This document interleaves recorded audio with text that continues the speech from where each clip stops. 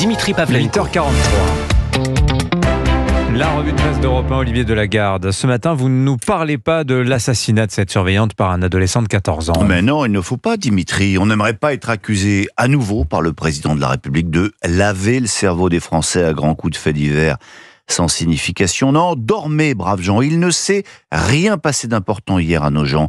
Tous ceux qui vous diront l'inverse ne sont que des nervis à la solde de l'ultra-droite. D'ailleurs, Le Monde ou La Croix ne dénoncent aujourd'hui sur le papier que les violences en Californie, à 9000 km de la Haute-Marne. C'est quand même plus facile que de remettre en cause ces certitudes sur l'éducation nationale et la place de nos chers enfants dans la société. Mais malheureusement, le réel est cruel, rappelle Laurence de Charette à la une du Figaro. Poignardée, cette surveillante de Nogent par un élève de 3e. Poignardée, Elias, laissé pour mort à la sortie de son entraînement de foot. Poignardé encore, Mathis, 15 ans, par un Afghan de 16 ans. Poignardé toujours, Benoît, 17 ans, sacrifié par un adolescent de 16 ans en marge de la victoire du PSG. La France, sous le choc, titre le journal. C'est le drame de trop pour le Parisien aujourd'hui en France. Et à la une de Ouest France, Stéphane Vernet s'interroge. Quand déciderons-nous que cela suffit ? Eh bien, peut-être quand nos gouvernants sortiront du déni. Brainwashing. Le rôle des médias est d'informer les Français en général et les pouvoirs publics en particulier, eux qui ne voient pas forcément la réalité des choses. Journaux, radio, télé, les lignes éditoriales peuvent diverger, les partis pris être différents, c'est la force du pluralisme. Mais que faire quand ces pouvoirs publics non seulement refusent de voir la réalité, mais en plus accusent les médias de laver le cerveau des Français ? Hier, le président de la République a voulu nous faire croire que l'espace d'un instant que c'était devenu un sujet pour lui. Il a dénoncé un déferlement de violence insensé sur X. En fait, il a complètement perdu le sens du timing, affirme Nicolas Bétou à la une de l'Opinion. Et c'est même un peu plus grave que cela. Depuis qu'il est élu, rappelle Corinne Laïc dans le même journal, Emmanuel Macron a un problème avec les questions de sécurité. Parce qu'il fonctionne avec une matrice des années 80, persuadé que les réponses économiques doivent être préférées aux répressifs. Jeune ministre de François Hollande, il s'est construit contre Manuel Valls quand ce dernier incarnait une gauche sécuritaire. En novembre 2015, après les attentats, il expliquait que le terrorisme naît sur le terreau favorable de l'abandon économique et social. Comprenez, il s'agirait de transformer le barbu ou le dealer en start-upper pour résoudre les problèmes des banlieues. En 2017, à l'inverse de tous ses prédécesseurs, il est devenu président de la République sans jamais avoir été militaire, député, ministre de l'Intérieur, Premier ministre. Depuis 8 ans, poursuit-elle, il cherche son chemin entre surinvestissement de droite et déni de gauche.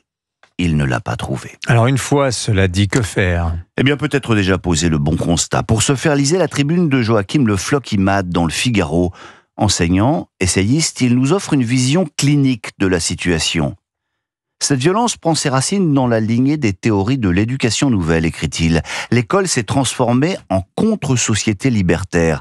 L'élève a été mis au centre et la parole du maître reléguée au niveau de celle de l'influenceur. Ironie de l'histoire, poursuit-il, la surveillante hier a été assassinée devant un collège portant le nom de Françoise Dolto, figure de la religion des droits de l'enfant, de la déconstruction de l'autorité.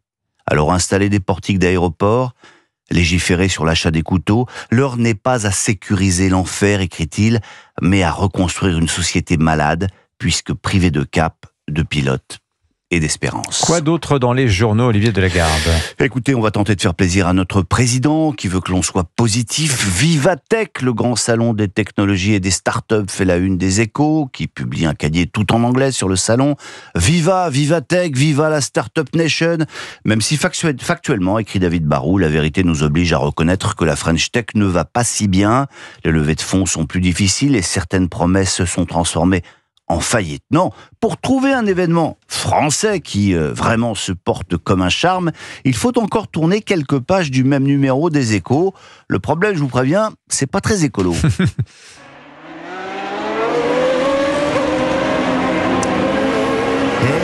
Ce bruit, c'est celui des 24 heures du Mans qui se dérouleront le week-end prochain. Et jamais l'engouement n'a été aussi fort, signale Emmanuel Guimard. Les 330 000 billets ont été vendus en moins de 24 heures et toute la région bénéficie des retombées économiques de l'événement. Mais peut-être préférez-vous une autre musique mécanique. C'est moins puissant, là, on va dire. Alors ça, voyez-vous, c'est un Solex. Et direction Nousier dans la Creuse pour les 24 heures de ce drôle d'engin. Alors, je ne sais pas si tout le monde sait ce que c'est qu'un Solex. C'est le vélo-moteur de l'après-guerre, une Madeleine de Proust à 2 roues et un moteur sous le guidon, sur laquelle on arpentait les routes de France à la vitesse d'un cheval au trot. Depuis 1986, Nousier accueille une compétition haute en couleurs. Les pilotes et les Solex viennent de tous les pays, explique Louis Hetzig du Figaro. Et c'est bien plus qu'une course parce que le Solex raconte aussi l'histoire d'une France plus libre et plus tolérante. Le Solex, c'est l'insouciance des années 70. Et on va rester finalement dans cette insouciance.